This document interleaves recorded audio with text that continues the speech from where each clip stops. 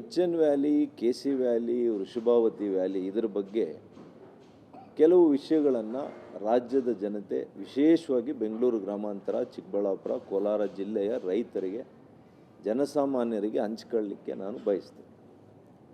2013ರಲ್ಲಿ ನಾನು ಮೊದಲನೇ ಸಲ ಶಾಸಕನಾದಾಗ ಆಗಿನ ಪರಿಸ್ಥಿತಿ ಏನಿತ್ತು ಅಂದರೆ, ಅಂತರ್ಜಲ ಮಟ್ಟ ಎಷ್ಟು ಕುಸಿದೋಗಿತ್ತು ಅಂದರೆ 1000ದಿಂದ 1500 ಅಡಿ ಅಂತರ್ಜಲ ಕುಸಿತ ಆಗಿತ್ತು.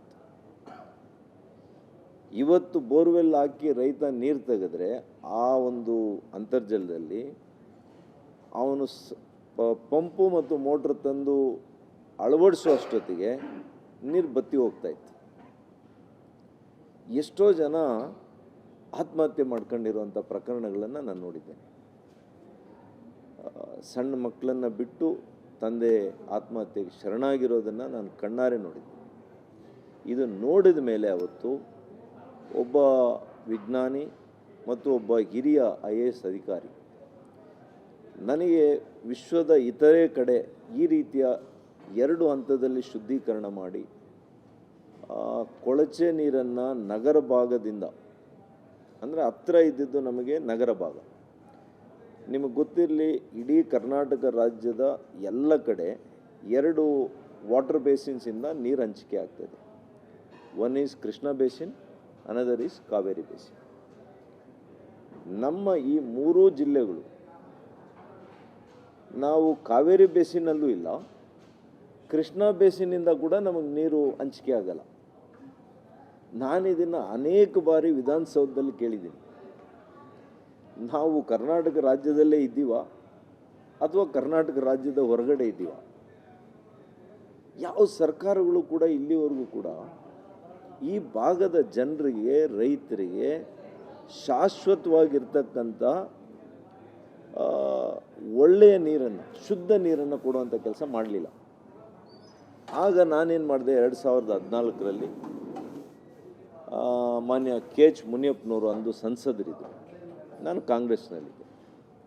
ಆಗ ಮಾನ್ಯ ಸಿದ್ದರಾಮಯ್ಯನವ್ರ ಹತ್ರ ಮುಖ್ಯಮಂತ್ರಿಗಳಾಗಿದ್ದರು.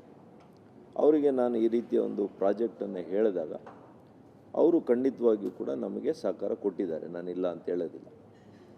ಬಹುಶಃ ಅವರು ಅವತ್ತು ತಾತ್ವಿಕ ಒಪ್ಪಿಗೆ ಕೊಟ್ಟು ಹಣವನ್ನು ಕೊಡದೇ ಇದ್ದಿದ್ರೆ ಇವತ್ತು H N valley, K C valley ಇವೆಲ್ಲ ಆಗ್ತಾ ಇರಲಿಲ್ಲ.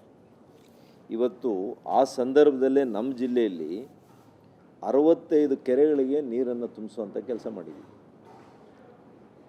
ಅದರಿಂದ ಏನಾಗಿದೆ ಅಂತಂದರೆ, ಇವತ್ತು 1500 ಅಡಿ ಅಂತರ್ಜಲ ಕುಸಿದಿದ್ದರಿಂದ ಅಲ್ಲಿಂದ ಇವತ್ತು ಎಲ್ಲಿಗೆ ಬಂದಿದೆ ಅಂತರ್ಜಲ? 200 ಅಡಿ 300 ಅಡಿ ನೀರು ಸಿಗ್ತಾಯಿದೆ, ಬೋರ್ವೆಲ್ ಹಾಕ್ಸಿದೆ. ಇದು ಉದ್ದೇಶ ಮಾಡಿದ್ದು ಕೂಡ 2 ಹಂತದಲ್ಲಿ ಶುದ್ಧೀಕರಣ ಮಾಡುವಂಥ ಯೋಜನೆ ಏನಕ್ಕೆ ಅವತ್ತರಲ್ಲಿ ಮಾಡಿದ್ದು ಅಂದರೆ, ಕೇವಲ ಕೆರೆಗಳಿಗೆ ನೀರನ್ನು ತುಂಬಿಸಲಿಕ್ಕೆ, ಕುಡಿಲಿಕ್ಕಲ್ಲ.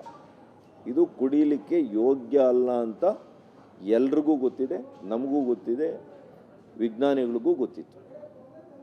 ಅವತ್ತು ನಾವು ಆ ಯೋಜನೆಯನ್ನು ಮಾಡದೇ ಇದ್ದಿದ್ರೆ ಇನ್ನು ಯಾವ ಯೋಜನೆ ಕೂಡ ಇವತ್ತು ನೋಡಿ, 2 ವರ್ಷದಲ್ಲಿ ನಾವು ಎತ್ತಿನ ಹೊಳೆ ತರ್ತೇವೆ ಅಂತೇಳಿ ಯೋಜನೆಯನ್ನು ಪ್ರಾರಂಭ ಮಾಡಿದ್ವಿ. ನಾನು ಕಾಂಗ್ರೆಸ್ MLA, ನನ್ನ ಕ್ಷೇತ್ರದಲ್ಲೇ ಪೂಜೆ ಮಾಡಿದ್ವಿ. 2014ರಲ್ಲಿ ಲೋಕಸಭೆ ಚುನಾವಣೆಗೆ ಮುಂಚೆ ಮಾನ್ಯ ಮೊಯ್ಲಿಯವರು ಅವ್ರ ಚುನಾವಣೆಗೆ ಮುಂಚೆ ನಮ್ಮಲ್ಲೇ ಒಂದು 50,000 ಜನ ಸೇರಿಸಿ ಕಾರ್ಯಕ್ರಮ ಮಾಡಿದ್ವಿ. ಈಗ ಎಷ್ಟು ವರ್ಷ ಆಯಿತು? 12 ವರ್ಷ ಆಯಿತು. 8,000 ಕೋಟಿಗೆ ಪ್ರಾರಂಭ ಆದಂಥ ಯೋಜನೆ ಎತ್ತಿನೊಳೆ. ಇದನ್ನು ರೂಪಿಸಿದವರು ಯಾರು? BJP ಸರ್ಕಾರ. ಮಾನ್ಯ ಸದಾನಂದ ಗೌಡರು ಮುಖ್ಯಮಂತ್ರಿಗಳು, ಮಾನ್ಯ ಬಸವರಾಜ ಬೊಮ್ಮಾಯಿರವರು ಒಬ್ಬ ಇಂಜಿನಿಯರು, ವೃತ್ತಿಯಲ್ಲಿ ಅಪಾರ ಅನುಭವ ಇರತಕ್ಕಂಥವ್ರು ನೀರಾವರಿ ಕ್ಷೇತ್ರದಲ್ಲಿ, ಮತ್ತು ಭಾರೀ ನೀರಾವರಿಯ ಸಚಿವರಿದ್ದರು. ಅವರು ಇದನ್ನು ಅರ್ಥ ಮಾಡಿಕೊಂಡು ಈ ಯೋಜನೆಯನ್ನು ರೂಪಿಸಿ ಆಡಳಿತ ಅನುಮೋದನೆ ಕೂಡ ನಮ್ಮ ಸರ್ಕಾರದಲ್ಲಿ ಆಗಿದ್ದಿತ್ತು 2012. ಅಫ್ಕೋರ್ಸ್ ಅವ್ರ ಸರ್ಕಾರ ಬರಲಿಲ್ಲ ಅವತ್ತು BJPಯಲ್ಲಿ 13ರಲ್ಲಿ. ಕಾಂಗ್ರೆಸ್ ಸರ್ಕಾರ ಬಂದ ಮೇಲೆ 14ನೇ ಇಸವಿಯಲ್ಲಿ ಇದನ್ನು ಭೂಮಿ ಪೂಜೆಯನ್ನು ಮಾಡಿದರು. 8,000 ಕೋಟಿ ಅಂತ ಏನು ಅಂದಾಜು ವೆಚ್ಚ ಮಾಡಿದರು, 14,000 ಕೋಟಿ ಆಯಿತು.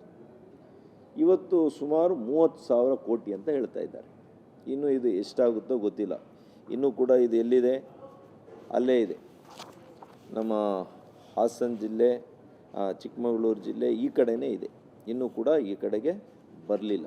ಹಾಗಾಗಿ ಈ ಸರ್ಕಾರಕ್ಕೆ ನಿಜವಾದಂಥ ಬದ್ಧತೆ ಇದ್ದಿದ್ರೆ ಇಷ್ಟು ವರ್ಷಗಳು ಬೇಕಾಗಿರಲಿಲ್ಲ.